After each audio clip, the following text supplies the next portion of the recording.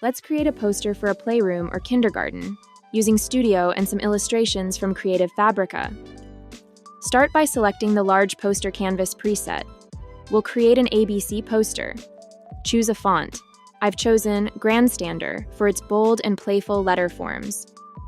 To keep the design playful and lighthearted, individually arrange the letters in a loose grid, adjusting their position, scale, and rotation to create variation. I found these watercolor dinosaur illustrations on Creative Fabrica that I'll use to add some detail into the design.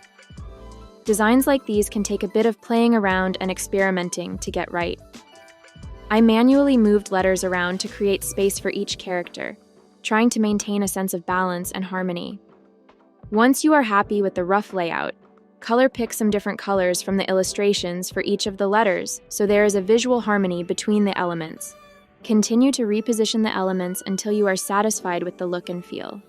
Lastly, let's add a title in the same font to tie the design together.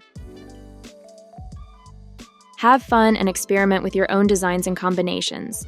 Studio, go beyond ordinary.